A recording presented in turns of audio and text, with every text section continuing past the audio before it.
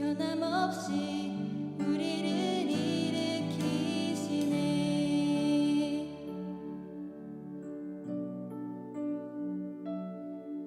이 시간 같이 찬양 드릴 때 가사를 묵상하며 찬양 드릴 수 있었으면 좋겠습니다. 그래서 날 붙드시네 영원한 피난처 되시네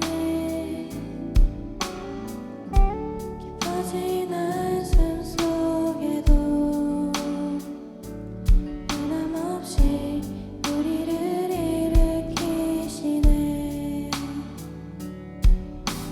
주 내 아버지 그 신발로 날 덮으시네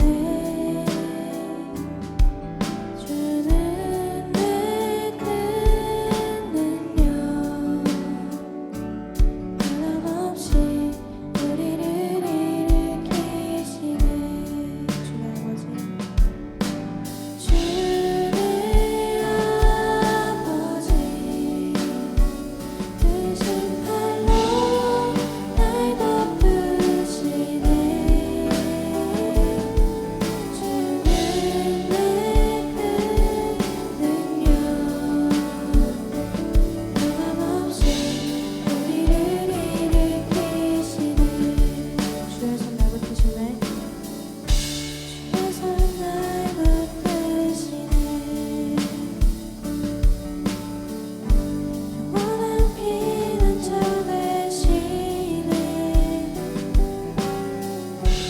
꺼진 한숨 속에도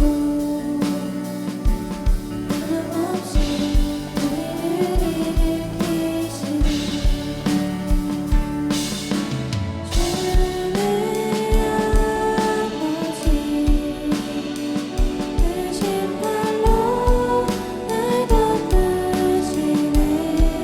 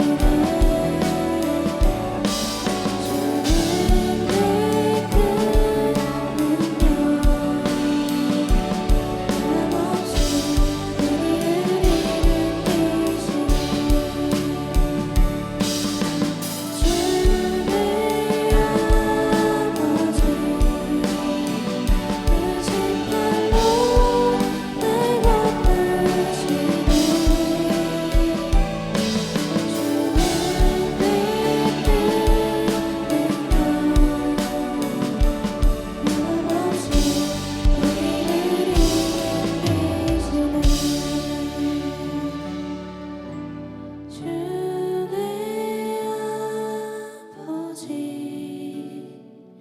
그 신발로 날 덮으시네 주는 내 큰 능력 변함없이 우리를 일으키시네 홍수 사건 이후에 살아남은 노아의 후손들이 이 바벨이라는 곳에서 높은 탑을 쌓아요. 다시 우리 이런 홍수에서 우리 살아남아야 한다 이런 생각도 있었을 것이고 성경에 기록된 바로는 우리의 이름을 높이자 하늘에 다 우리가 하나님처럼 우리의 영광을 나타내자, 이런 교만한 마음을 품고 있었다. 그래서 하나님께서 이들의 언어를 흩으시고 온 지면에 이들을 흩으시면서 많은 민족들, 백성들이 세워지게 된 이야기를 우리 지난주 나누게 되었죠. 그러나 우리가 이런 이야기, 홍수로 하나님께서 세상을 심판하신 이야기, 바벨에서 탑을 쌓던 사람들을 심판하시며 언어를 흩으신 그런 이야기, 그런 이야기를 들으면서 우리는 이런 생각을 할 수도 있을 거예요. 왜 하나님은 사람들을 가만히 내버려 두지 않으실까? 그냥 하고 싶은 대로 하면 되지, 살면 되지. 왜 자꾸 인간의 삶에 개입하셔서 뭐 탑을 쌓건 뭘 하건 그렇게 두시면 안 될까? 이런 의문을 가지는 사람도 있을 것 같아요. 그런데 여러분, 하나님께서 온 세상을 다스리시고 또 역사를 주관하시는 분이시지만 노아의 때의 홍수는요, 하나님께서 심심하셔서 홍수를 일으키신 게 아니라 아담 이후에 타락한 인간이 1000년 동안을 하나님께서 기다리고 참으셨던 사건이었고요. 또 바벨탑 사건은 노아 홍수 이후에 100년 정도 되는 그 오랜 시간이 흐른 뒤에 벌어진 일이었습니다. 그러니까 이런 전 지구적인 스케일의 어떤 하나님의 심판은 그분이 오랫동안 참으시고 기다리시다가 도저히 사람들을 내버려 둘 수 없는 그런 지경에 이르렀을 때 하나님께서 이들을 심판하시는 장면들이, 또 다른 성경의 하나님의 심판의 장면들도 마찬가지죠. 그래서 우리가 성경에서 알 수 있는 우리 하나님의 모습은 우리를 심심하면 심판하시고 매와 채찍으로 때리시는 분, 그런 분이 아니라 오랫동안 우리를 기다리시는 분, 마음을 돌이키도록 우리를 참으시고 우리를 환영하시는 분, 결코 우리를 죄 가운데 내버려 두지 않으시고 방치하지 않으시고 때로는 하나님께서 우리로 하여금 돌이킬 수 있도록 그 심판을 통해서 우리에게는 기회가 될 수 있도록 우리를 부르시는 분이라는 거예요. 베드로서 3장 9절 말씀에 이런 말씀이 있어요. 주의 약속은 어떤 이들이 더디다고 생각하는 것 같이 더딘 것이 아니라 오직 주께서는 너희를 대하여 오래 참으사 아무도 멸망하지 아니하고 다 회개하기에 이르기를 원하시느니라. 그러니까 우리는 예수님이 다시 오십니다. 이 땅을 심판하러 오십니다. 우리가 신앙 고백하면서도 매주 우리 주님께서 다시 오신다는 그 이야기를 하면서 언제 오시냐 이런 생각을 하잖아요. 그러나 하나님께서는 오랫동안 우리를 참고 기다리시는 분, 더 많은 사람들이 하나님 앞에 돌아오도록 지금도 기회를 주고 계시다는 것을 우리는 기억해야 할 것입니다. 오늘 성경은 이 바벨탑을 쌓으며 하나님 앞에 도전하며 교만한 마음을 품었던 그 사람들 속에서 다시금 한 사람을 하나님이 부르시는데요. 오늘 우리가 믿음의 조상으로 부르고 있는 아브라함이라는 사람입니다. 이 아브라함의 원래 이름은 아브람인데요. 아브람, 오늘 아브람을 부르시는 이 장면 속에서 우리를 부르시는 하나님의 음성 또한 함께 들어보기를 원합니다. 이 홍수에서 살아남은 노아의 자손들이 많이 번성했다고 했잖아요. 바벨탑 이후에 언어가 나뉘고 온 지면에 많은 민족들로 흩어져 살게 됐습니다. 그때에 많은 사람들이 번져나갔지만 하나님을 경외하지 않고 섬기지 않았던 그 시절에 하나님은 아브라함 한 사람에 주목하시고 그와 언약을 맺으시며 그를 부르시는 거예요. 죄로 인해 멀어졌던 그 사람들이 다시금 하나님과의 관계를 회복하고 하나님을 예배하는 사람들로, 하나님을 경외하며 사랑하는 사람들로 나아갈 수 있는 그 길을 아브라함 한 사람을 통해서 열어주시는 장면이 오늘 성경에 기록되어 있어요. 오늘 창세기 12장 말씀을 통해서 우리 주시는 첫 번째는 우리 하나님께서 지금 나를 부르고 계시다라는 거예요. 우리 1절 말씀 같이 함께 읽어보겠습니다. 여호와께서 아브라함에게 말씀하셨습니다. 내 고향, 내 친척, 내 아버지의 집을 떠나 내가 내게 보여주는 땅으로 가거라. 우리 하나님께서 아브라함 한 사람을 주목하시고 그에게 나타나셔서 말씀하시는 거예요. 너의 고향, 너의 친척이 있는 곳, 너의 아버지의 집이 있는 그곳을 떠나서 내가 너에게 보여주는 그 땅으로 가거라.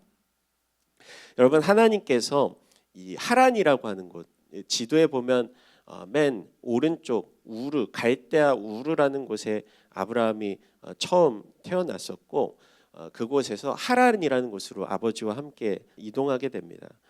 그곳에서 하나님께서 이 아브라함을 부르시며 너 내가 보여줄 그 땅으로 가라 말씀하시는 거예요. 아브라함은 편안하게 지금껏 살아오던 그 삶의 모양을 버리고 알지 못하는 땅으로 떠나라는 그 하나님의 말씀에 순종하였습니다. 여러분, 우리는요 하나님과 함께 걷기 위해서 때로는 내가 지금 머물고 있는 곳, 내가 살아오던 방식, 내가 하나님이 아닌 다른 것들을 섬기고 있었다면 그런 것들을 과감하게 버려야 합니다. 우리가 버려야 할 것들은 무엇이 있을까요? 지금 내가 머물고 있는 이 자리에서 떠나야 할 것들은 무엇이 있을까요? 늘 반복하며 짓던 죄의 모습일 수도 있고요. 누군가에게는 평소 사용하는 나의 언어, 말투 그런 습관일 수도 있고요. 내가 하나님의 사람답게 살아가는 데에 방해되는 것들, 내가 하나님께서 바라시는 그 길로 향하도록 하는 것을 가로막고 있는 것들이 있을 거예요. 맨날 PC방에 눌러 앉아 있는 그 사람들에게는 그 자리를 박차고 일어나야 할 것이고요. 늘 우리는 스마트폰만 들여보고 있잖아요. 우리는 그 자리를 박차고 일어나서 편안하고 재미있고 또 즐거운 그 생활을 때로는 내려놓고 주님이 부르시는 그 자리, 믿음의 자리로 향하기를 원하신다라는 것을 기억해야 합니다. 그런데 여러분, 하나님께서 아브라함을 부르실 때 재미있는 사실은 어디로 갈지에 대해서는 언급을 안 하셨다는 거예요. 내가 너에게 보여줄 그 땅으로 가라. 그 땅이 어딘데요? 히브리서 11장 8절에는 그 내용을 이렇게 기록하고 있습니다. 함께 읽어볼까요?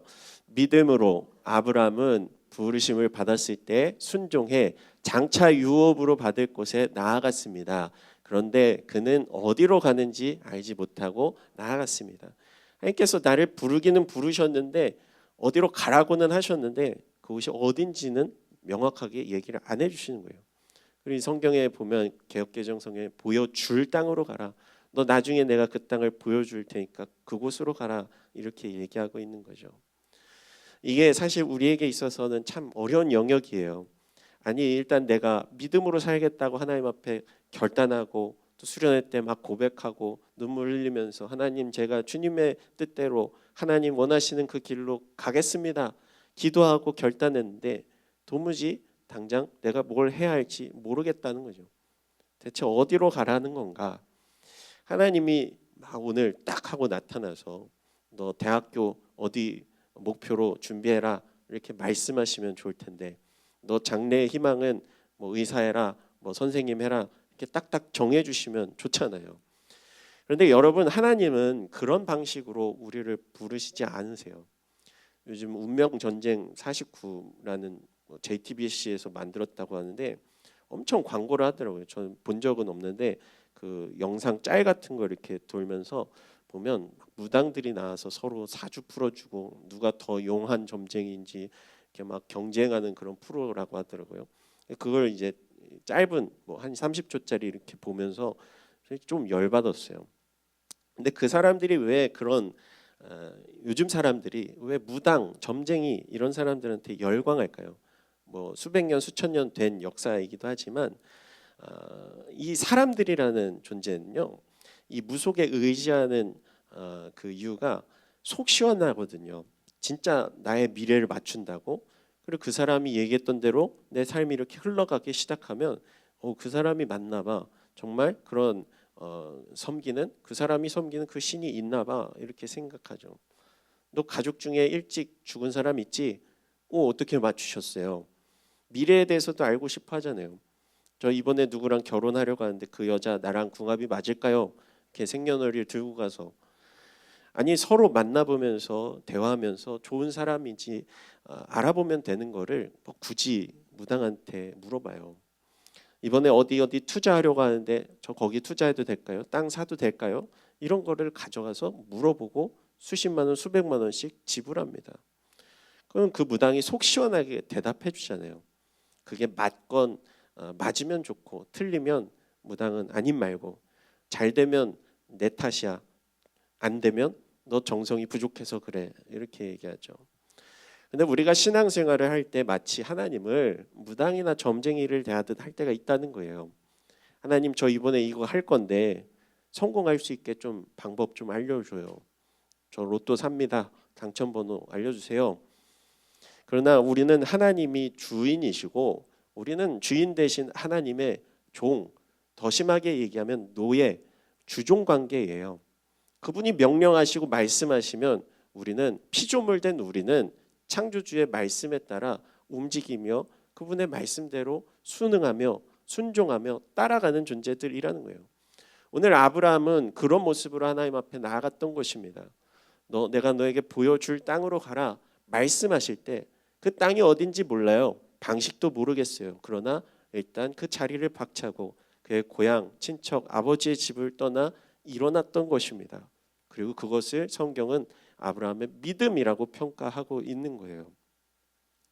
여러분, 그런 믿음의 사람을 하나님께서 복의 근원으로 삼으시는 장면이 오늘 성경의 내용입니다. 우리 2절 말씀 같이 읽어볼까요? 내가 너를 큰 민족으로 만들고 내게 복을 주어 내 이름을 크게 할 것이니 내가 복의 근원이 될 것이다. 우리 개역개정 성경에는 복이 될지라 이렇게 표현하기도 하는데, 그러니까 아브라함 자체를 복 자체로 만드시겠다 이렇게 표현하시는 거죠. 하나님은 아브라함을 통해서 큰 민족을 만들 거야 약속하십니다. 근데 아브라함이 하나님 앞에 무언가를 약속하거나 나에게 복을 주시면 뭐 얼마를 드릴게요 이렇게 거래를 한 것도 아니었어요. 하나님께서 일방적으로 아브라함에게 찾아오셔서 일방적으로 언약을 맺으시며 말씀하시는 거죠. 내가 너를 통해 일할 거야. 내가 너를 통해 큰 민족을 이루게 될 거야. 내가 너에게 복을 줄게. 아니 너를 복의 근원, 복 자체로 만들 거야.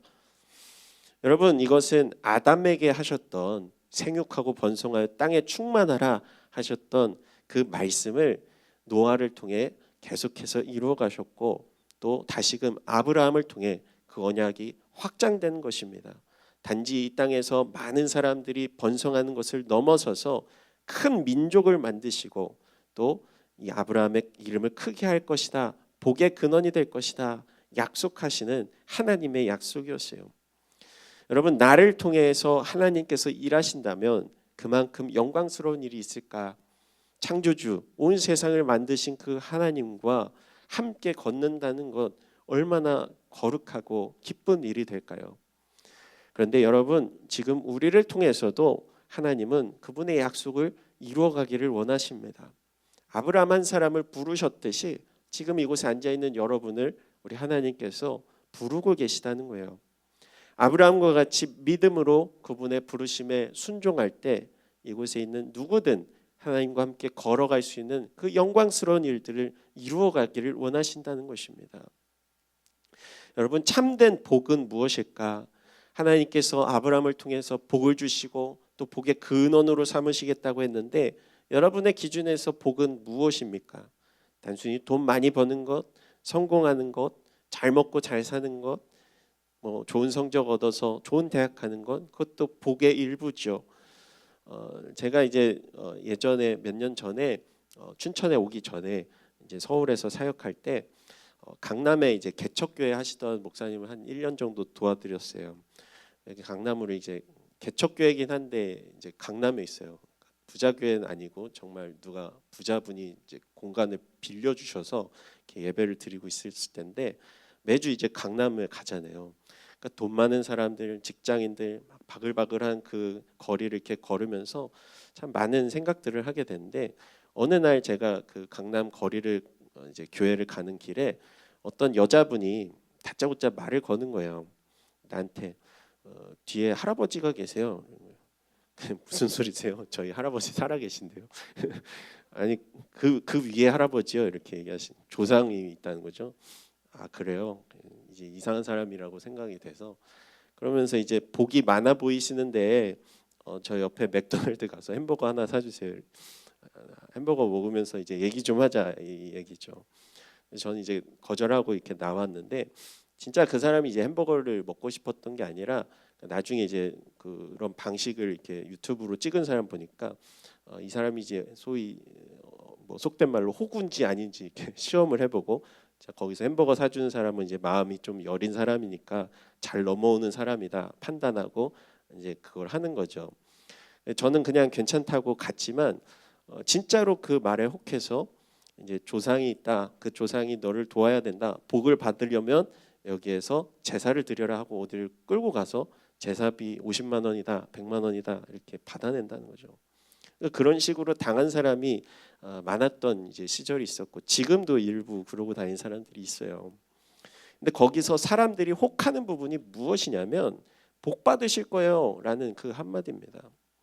내가 살아가는 이 삶은 시궁창 인생인데 그 강남 거리에 돈 많은 수많은 사람들을 바라보면서 나는 저렇게 복 받지 못했는데 가지지 못했는데 생각하며 살아가고 있는 사람들이 그런 이제 부류의 사람들에게 붙잡혀서 오히려 돈을 뜯기는 상황이 연출되는 거죠.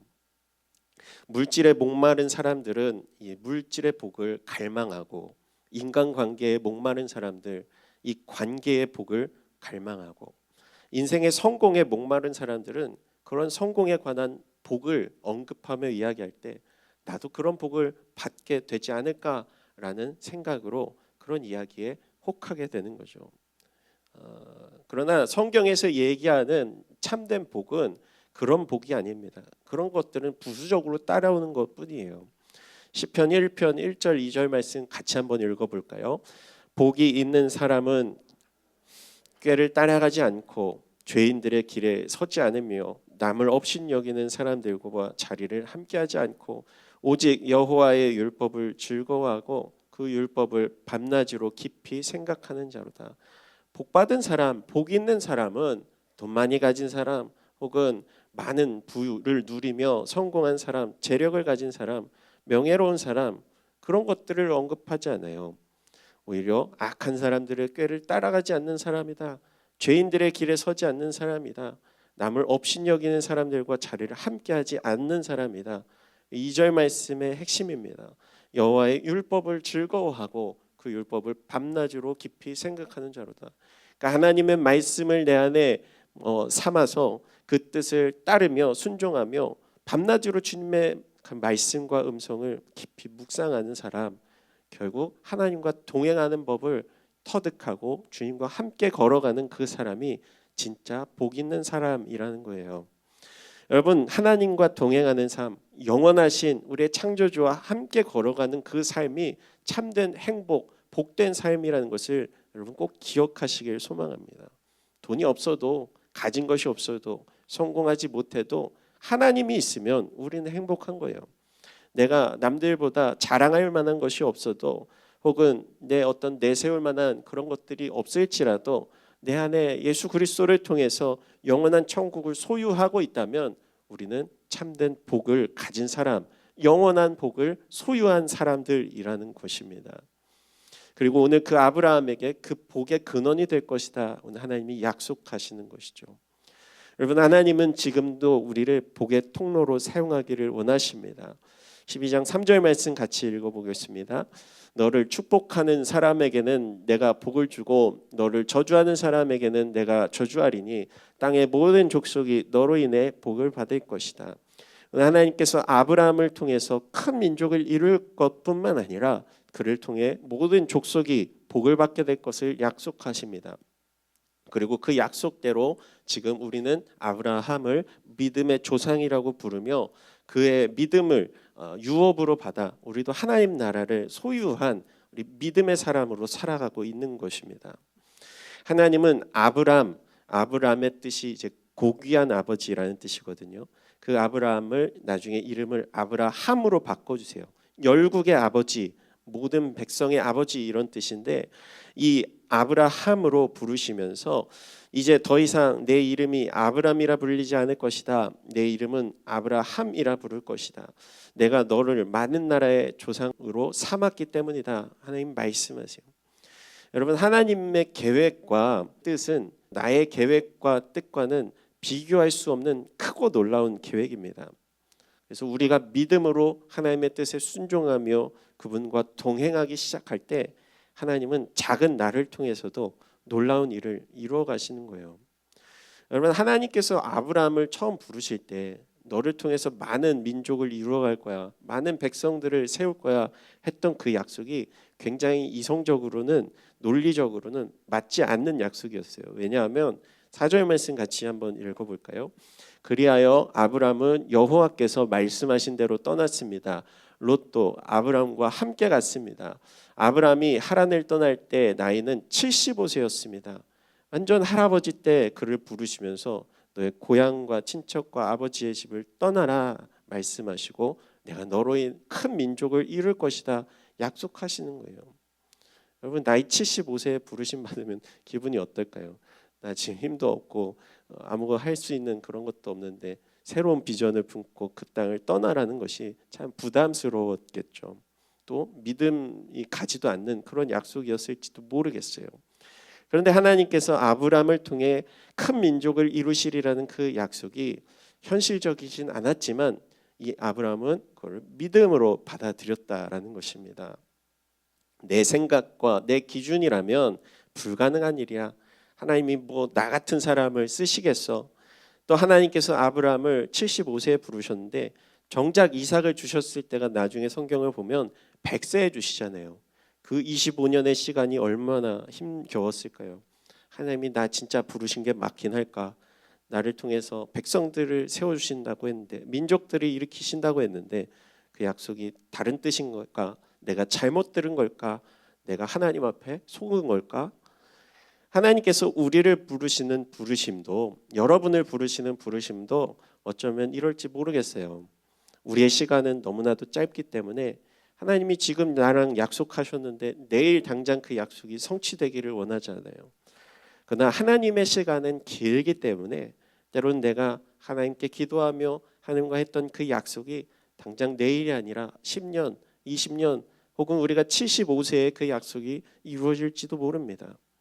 그리고 그것을 까맣게 잊고 지낼 때 신실하신 하나님은 그 약속을 기억하시고 때로는 다 까먹고 있었던 그때에 응답하시는 경우도 있어요. 여러분 그러나 하나님은 신실하신 분, 우리의 약속을 우리와 하신 그 언약을 반드시 지키시는 분이라는 것을 여러분 기억하시길 소망합니다. 때로는 힘겨운 내 인생 아무런 소망도 희망도 없는 것 같은 지금의 삶이지만 우리가 그 약속을 붙잡고 나아가는 거예요. 하나님께서 나를 통해서 놀라운 역사를 이루어 가실 거야. 하나님께서 나를 통해서 하나님의 놀라운 비전을 이 땅 가운데 일으키실 거야. 그리고 나아가서 우리 공동에게 모두에게 주신 그 약속, 하나님이 나를 하나님의 그 영원한 나라 하나님 계신 그 천국으로 인도해 주실 거야. 그 약속의 땅으로 반드시 나를 이끌어 주실 거야 라는 그 믿음의 확신으로 오늘 나아가는 여러분이 되길 소망합니다. 말씀 마치려고 하는데요. 하나님은 우리를 복의 근원으로 불러주셨습니다. 아브라함을 부르셨듯 지금 여기 계신 여러분 한 사람 한 사람을 믿음의 사람으로 지금 부르셨어요. 그리고 나의 믿음의 순종을 통해 하나님은 일하시기를 원하십니다. 함께 동행하시기를 원하십니다. 아브라함과 같이 하나님께 순종하며 믿음의 길을 걸으며 그분의 계획을 함께 이루어가는 우리 신실한 백성, 복의 근원이요 복의 통로로 사용받는 우리 드림교회 여러분이 되기를 우리 주님의 이름으로 축복합니다.